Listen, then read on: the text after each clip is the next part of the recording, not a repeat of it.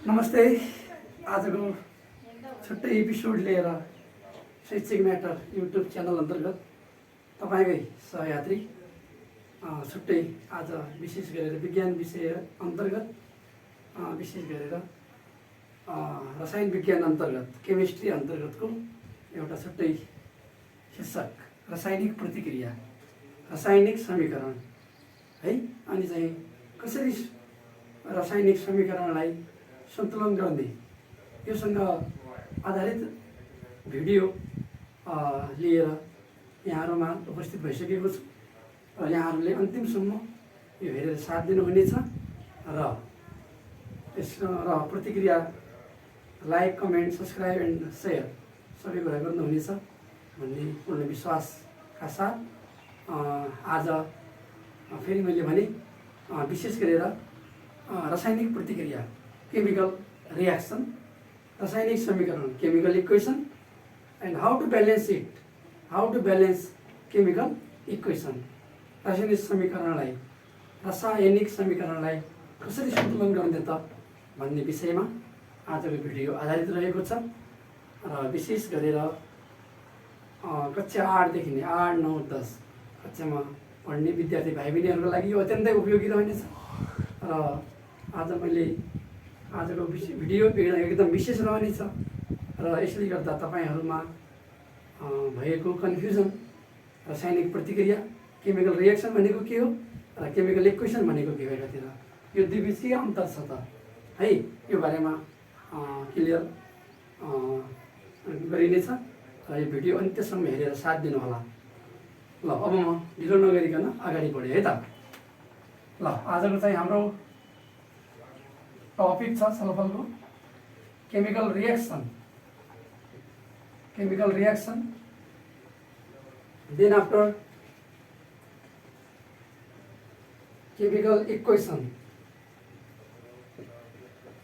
Okay, chemical reaction and chemical equation, यो दुईमा आधारित आज हाम्रो छलफल केन्द्रित रहनेछ र सबभन्दा पहिला केमिकल रिएक्सन अर्थात् यसलाई हामी के भन्छौँ त, रासायनिक प्रतिक्रिया है, रासायनिक प्रतिक्रिया।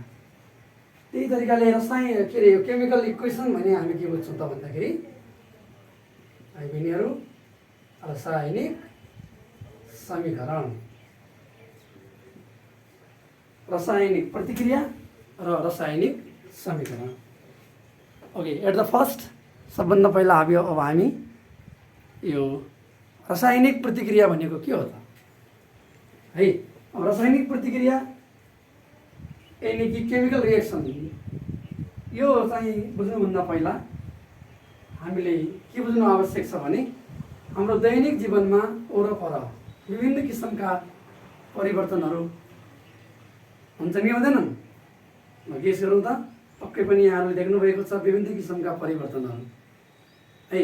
हाम्रो दैनिक जीवनमा, दैनिक व्यवहारमा विभिन्न किसिमका परिवर्तनहरू भएका हुन्छन्। जस्तै सामान्य इक्जाम्पल चाहिँ के त भन्दाखेरि, जस्तै हामीले फ्रिजमा पानी राख्यौँ भने है, पानी जमेर पानीको तापक्रम घट्यो भने पानी जमेर के बन्छ त, बरफ बन्छ कि बन्दैन?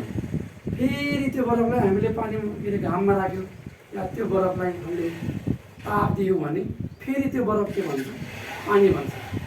त एउटा इक्जाम्पल के भने त मैले भन्दाखेरि बरफ है, आइस भनौँ, आइस टु वाटर अर्थात् बरफबाट के भन्यो, पानी है। यो कुनै नौलो किसिमको परिवर्तन होइन, किनभने फेरि पानीबाट के भन्छ, बरफ भन्छ।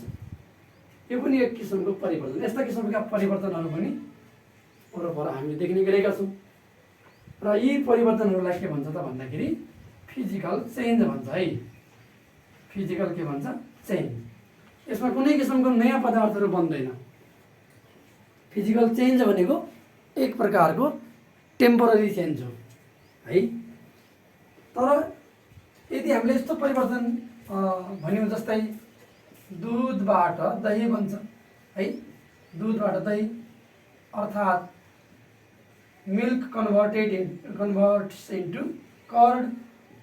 Okay, milk converts into curd अथवा दुधबाट के भने दही बने है। तर यस्तो किसिमको परिवर्तन हेर्नु त फेरि यसलाई हामी दोहोऱ्याउन सक्छौँ त। जस्तै बरफबाट पानी, पानीबाट बरफ बने जस्तै है। फेरि हामीले यो कर्डबाट मिल्क बनाउन सक्छौँ? Definitely it is impossible. Okay, फेरि यो प्रक्रिया हामी दोहोऱ्याउन सक्दैनौँ नि। यो it is a permanent process. यस्तो चाहिँ प्रोसेसलाई के भन्छ? पर्मानेन्ट प्रोसेस भन्छ, नट टेम्पोररी। पर्मानेन्ट प्रोसेस हो। यस्तो किसिमको पर्मानेन्ट प्रोसेसलाई, यस्तो किसिमको परिवर्तन पनि हुन्छ र यसलाई हामी केमिकल चेन्ज भनेर बुझ्छौँ है। कस्तो चेन्ज रे? Chemical change. ल हेर्नु त, फिजिकल चेन्ज, केमिकल चेन्ज। यो दुईवटा इक्जाम्पल, यस्तो इक्जाम्पलहरू थुप्रै छन्। जस्तै अब रस्टिङ अफ आइरन, फलाममा खिया लाग्नु। फलाममा खिया लाग्नु भनेपछि कस्तो चेन्ज हो? पक्कै पनि यो पर्मानेन्ट चेन्ज हो, स्थायी परिवर्तन हो है। स्थायी परिवर्तन हुन्छ भने यदि वस्तुमा है, यदि यौगिकमा होइन, यदि कुनै तत्त्वमा, त्यसलाई हामी के भन्छौँ? रासायनिक परिवर्तन भन्छौँ। हामीले बुझ्नुपर्ने रासायनिक प्रतिक्रिया हो। मैले रासायनिक परिवर्तन पहिला बुझाइरहेको छु। रासायनिक परिवर्तन, यसलाई भन्छ भौतिक परिवर्तन। फिजिकल चेन्ज, केमिकल चेन्ज है। धेरै जसो परिवर्तनहरू स्थायी रूपमा, दिगो रूपमा, जो चाहिँ पुनः त्यसलाई फिर्ता हामी गर्न सक्दैनौँ, त्यस्ता किसिमका परिवर्तनहरू पनि हुन्छन्। ती परिवर्तनलाई रासायनिक अर्थात् केमिकल चेन्ज भनिन्छ। रासायनिक अर्थात् केमिकल चेन्ज भनिन्छ। र जुन चेन्जहरू चाहिँ के हुन्छन्?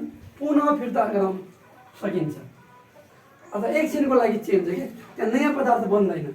बरफबाट पानी भनेको नयाँ पदार्थ होइन। कसरी बुझ्ने त? बरफ भनेको पनि H2O, पानी भनेको पनि H2O केमिकली है। साइन्टिफिकली भन्ने हो भने हाइड्रोजन अक्सिजन मिलेर बन्छ, हाइड्रोजन अक्सिजन मिलेर बनेर बन्छ। तर दुधबाट दही बन्ने भन्ने कुरा के त? दुधमा भएका तत्त्वहरू दहीमा भएका तत्त्वहरूभन्दा फरक छन्, त्यहाँ नयाँ पदार्थ बन्छ। एउटा सजिलो अर्को इक्जाम्पल दिएँ तपाईँलाई मैले। जस्तै म्याग्नेसियम रिबनलाई Mg भनेको म्याग्नेसियम है, 12 नम्बरको तत्त्व हो। ठिक छ।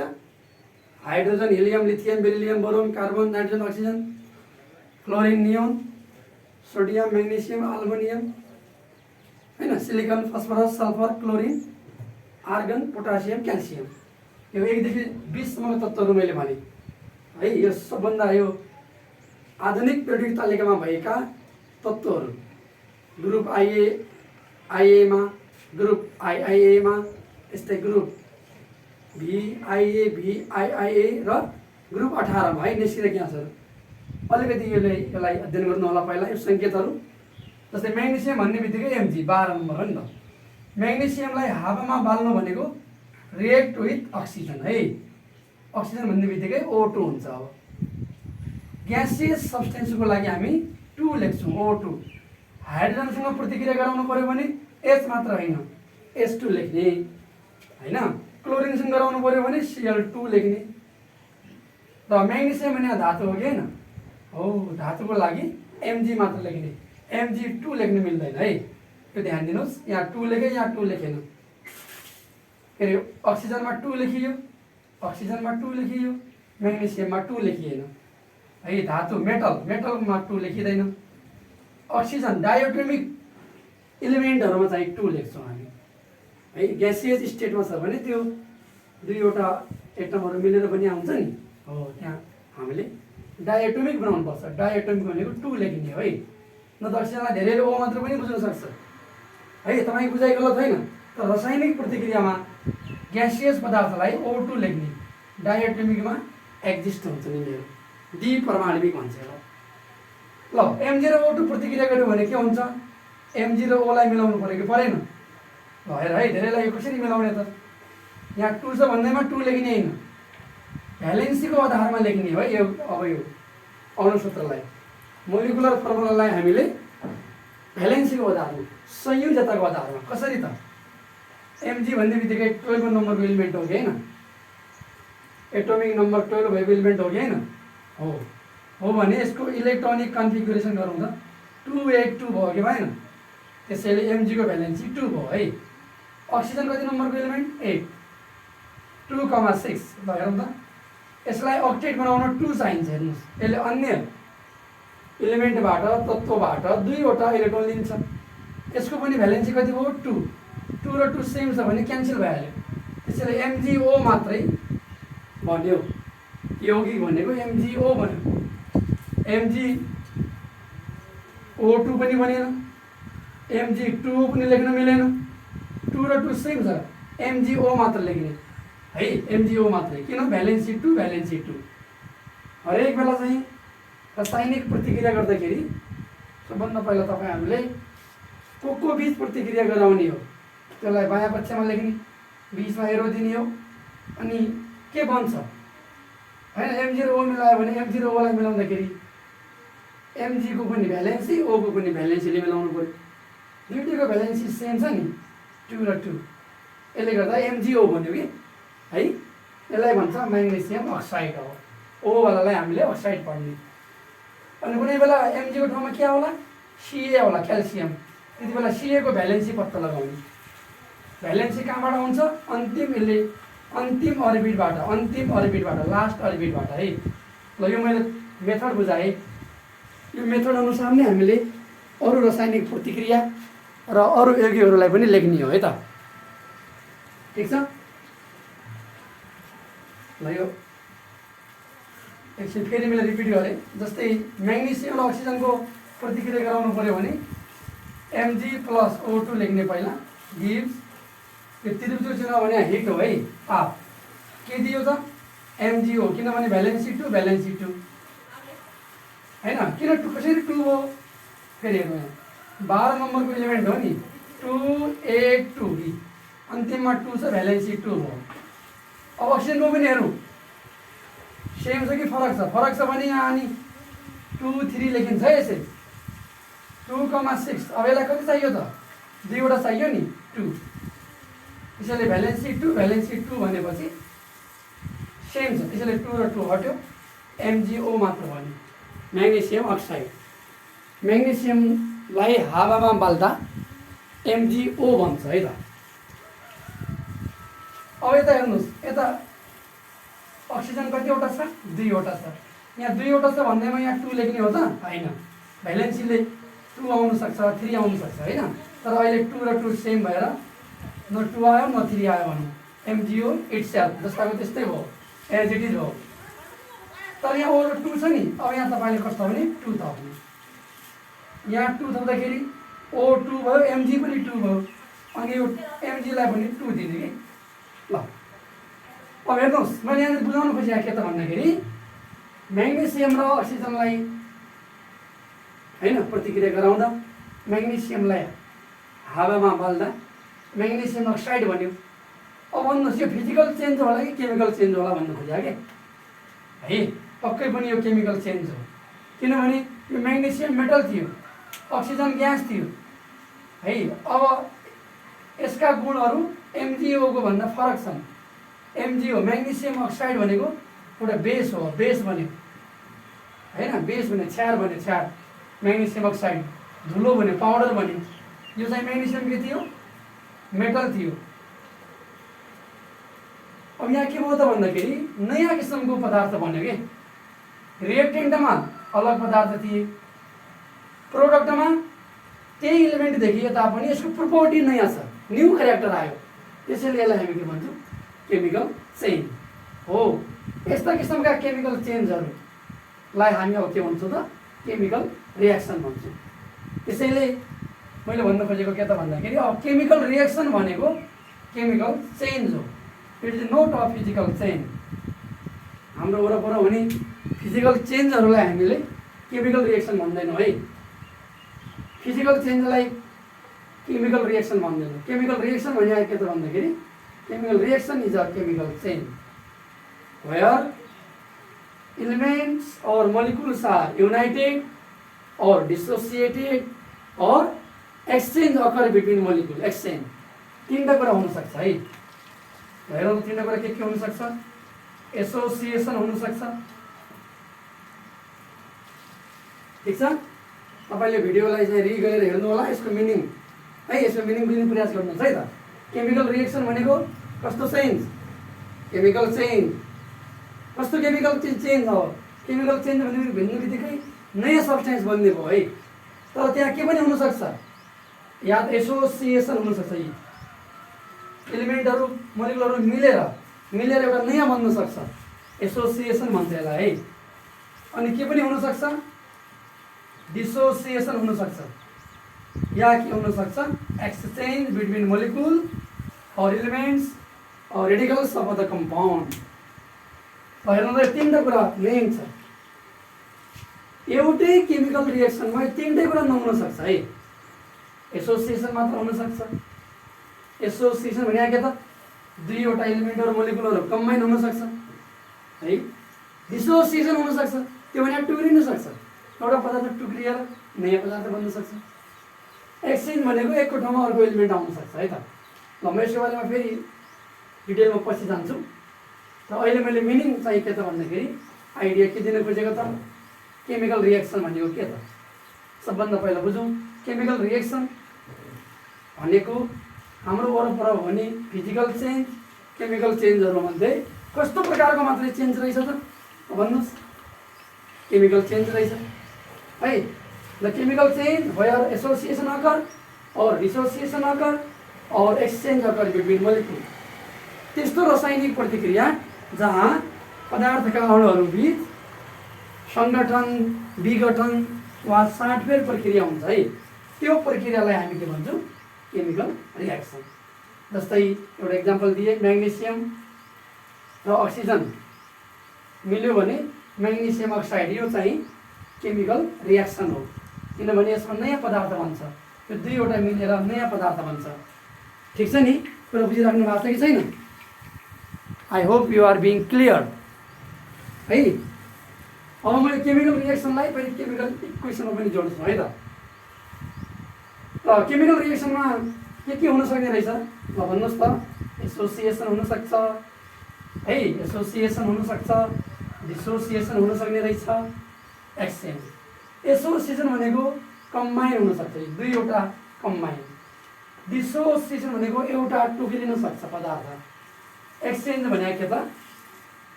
पदार्थका अणुहरू बीच या तत्त्वहरू बीच साँटफेर, एउटाको ठाउँमा अर्को तत्त्व, अर्को रेडिकल आउन सक्छ। ठिक छ। ल यो तीनवटा कुरालाई म यसको टाइप्समा फेरि डिटेलमा आउनेछु। र अहिले केमिकल रिएक्सनको कन्सेप्ट, केमिकल रिएक्सन कति बेला मात्र भन्न पाइँदो रहेछ, जति बेला त्यहाँ कुन प्रकारको चेन्ज हुँदो रहेछ, केमिकल चेन्ज है। ल भन अब मलाई, बरफबाट पानी भने केमिकल रिएक्सन हो त? पक्कै पनि होइन। बरफबाट पानी भनेको नयाँ पदार्थै बनेन, यो फिजिकल चेन्ज मात्र हो होइन।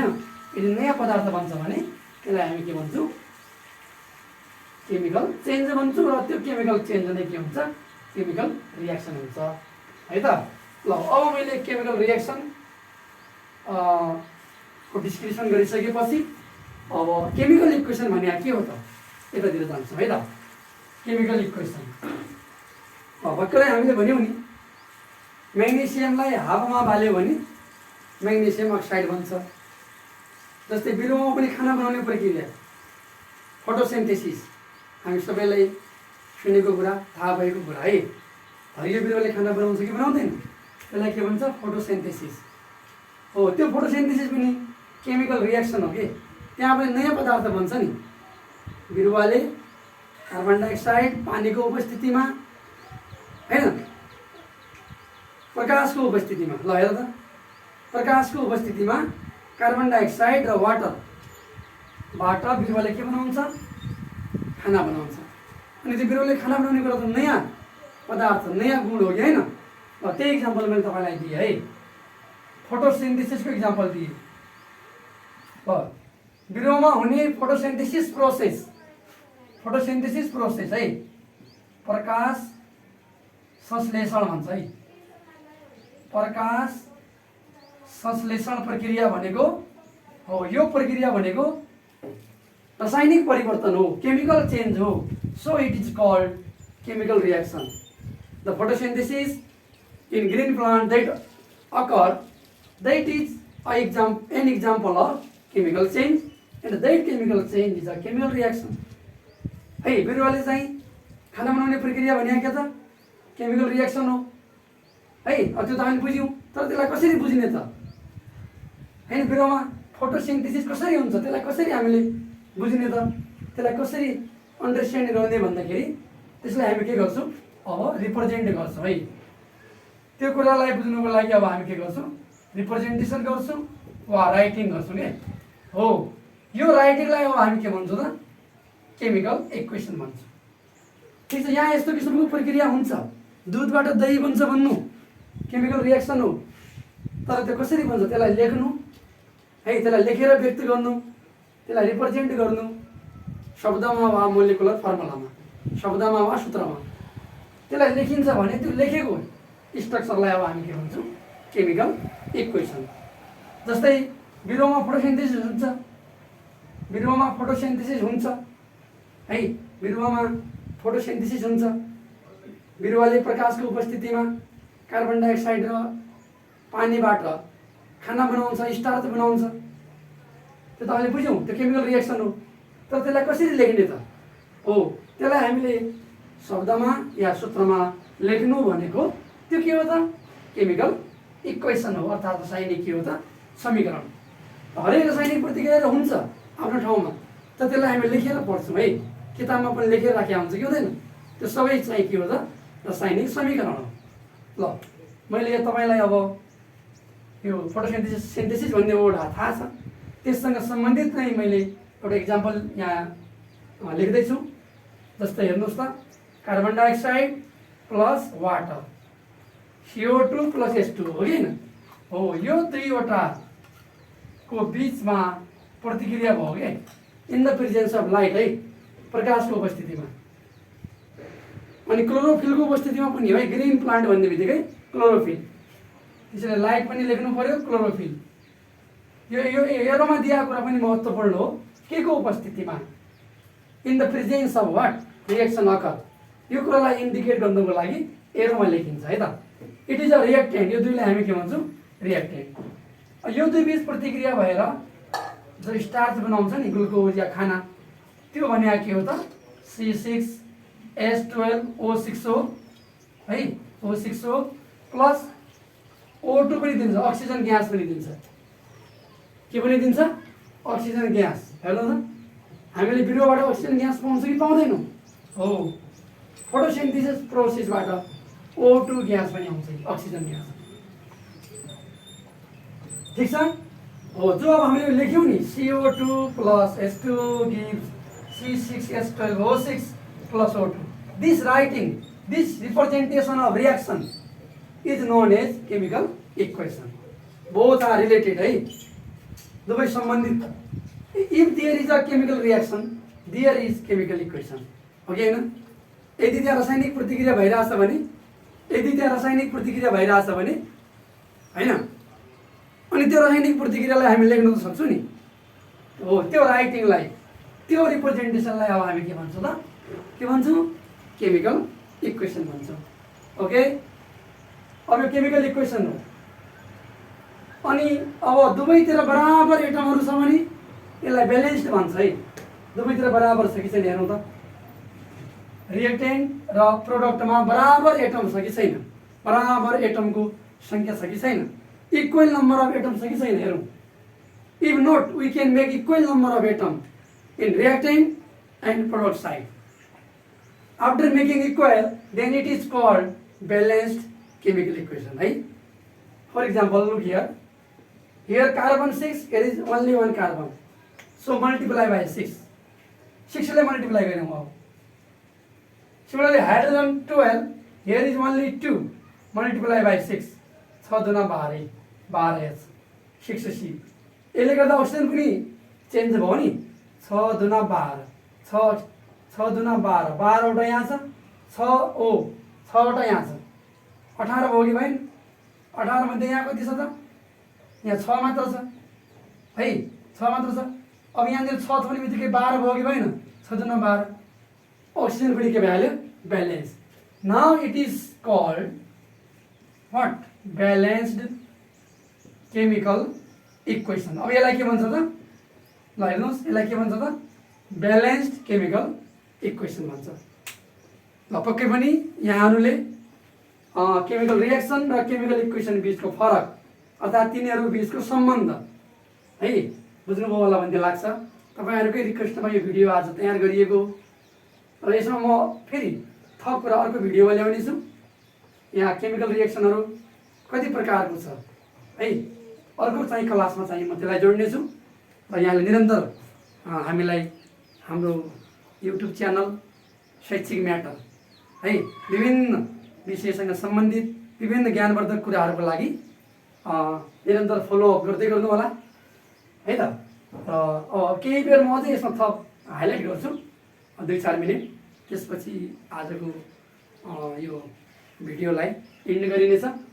अझै पनि तपाईँहरू साथ दिँदै गर्नुहोस् र फेरि यसमा बुझौँ ब्यालेन्स्ड केमिकल इक्वेसन कसरी गर्ने। तपाईँले ब्यालेन्स गर्नुको लागि अलरेडी थाहा पाउनु पर्दैन 2 थप्ने कि 3 थप्ने हैन। त्यति बेला सबभन्दा पहिला रिएक्सन लेख्ने, जस्तै फोटोसिन्थेसिसमा CO2 लेख्नै पर्यो, H2O पनि लेख्नै पर्यो हैन।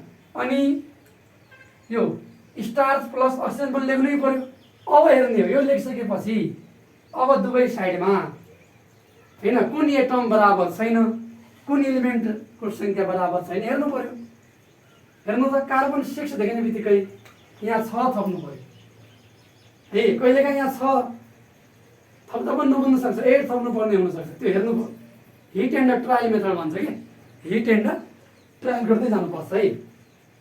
अहिले 666मा चाहिँ के भयो त ब्यालेन्स भयो है त। ल अब मैले एउटा अर्को फाइनल इक्जाम्पल दिन्छु केमिकल इक्वेसन र त्यसलाई ब्यालेन्स पनि गर्छौँ है त। र तपाईँहरूले नै ब्यालेन्स गर्नु होला, आफै पनि गर्न सक्नुहुन्छ त्यो आइडियाबाट। र जस्तो मैले एउटा कुनै अर्को केमिकल रिएक्सन लिन्छु है।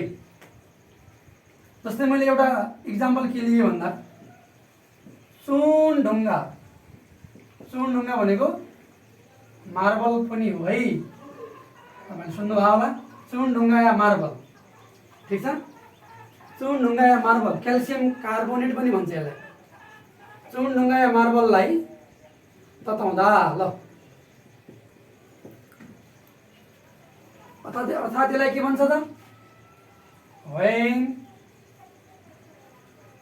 marble is heated what happens, when marble is heated what happens है। ल सबभन्दा पहिला हेर्नुहोस् यो मार्बल भनेको कमर्सियल नेम हो है, व्यापारिक नेम हो। यसको चाहिँ साइन्टिफिक नेम या मोलिकुलर फर्मुला भने पहिला बुझ्नु पर्यो CaCO3 है त। तपाईँहरूले सबभन्दा पहिला के गर्नुहोस् भने जस्तै यो CaCO3 भने नि, अब Ca भनेको त थाहै छ क्याल्सियम, CO3 थाहा नहुन सक्छ कि। अब CO3 भने के हो कार्बोनेट हो कि हैन। अनि यो कार्बोनेट सल्फेट क्लोराइड यिनीहरू रेडिकल हुन्, दे आर रेडिकल।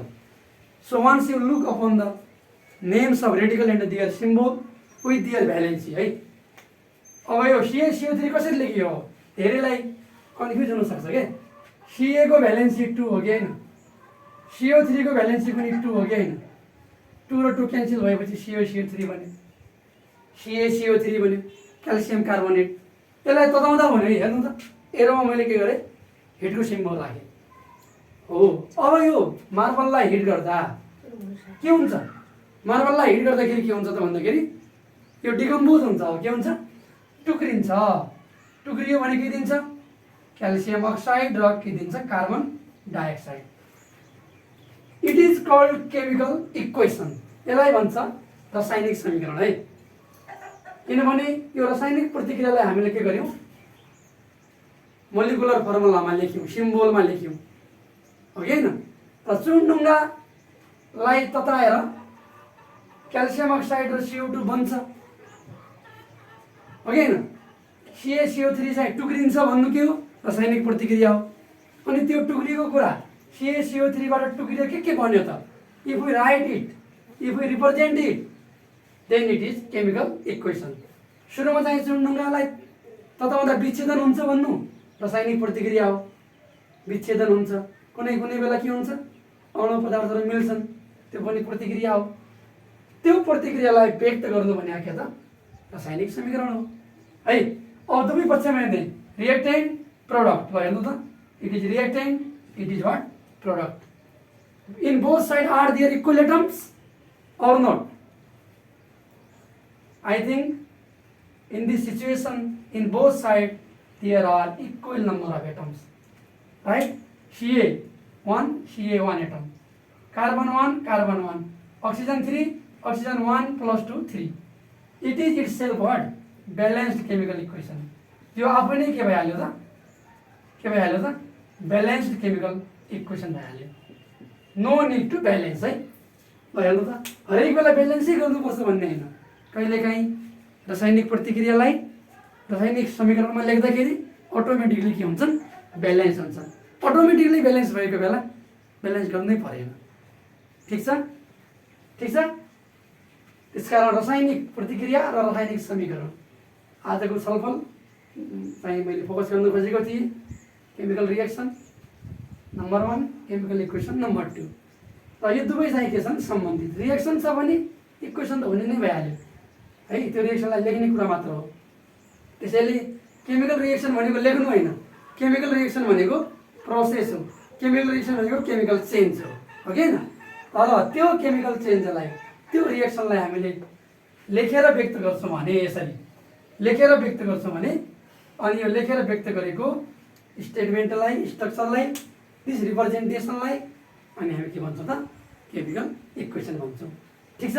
अब जति तपाईँ बढीभन्दा बढी केमिकल रिएक्सनलाई लेख्छौँ नि त्यति बढी तपाईँलाई प्र्याक्टिस हुन्छ, त्यति बढी मोलिकुलर फर्मुला थाहा हुन्छ है. यसको लागि तपाईँले दुईवटा कुरा ध्यान दिनु पर्यो. एलिमेन्टको सिम्बोल या मोलिकुलर फर्मुला ध्यान दिनु पर्यो. रेडिकलको भ्यालेन्सी पनि ध्यान दिनु पर्यो है. जस्तै क्याल्सियम कार्बोनेट भनेपछि CaCO3 जान्नु पर्यो नि. यदि कार्बोनेट भनेको CO3 हो भन्ने थाहा भएन हामीलाई, भ्यालेन्सी 2 हो भन्ने थाहा भएन भने अनि यहाँ हामी ब्यालेन्स गर्न सक्दैनौँ. मोलिकुलर फर्मुला लेख्न सक्दैनौँ नि सही रूपमा. ठिक छ? हो, पहिला हामीले मोलिकुलर फर्मुला लेख्ने हो भ्यालेन्सीको आधारमा, पछि थपगढ गर्ने काम पछि हुन्छ ब्यालेन्स.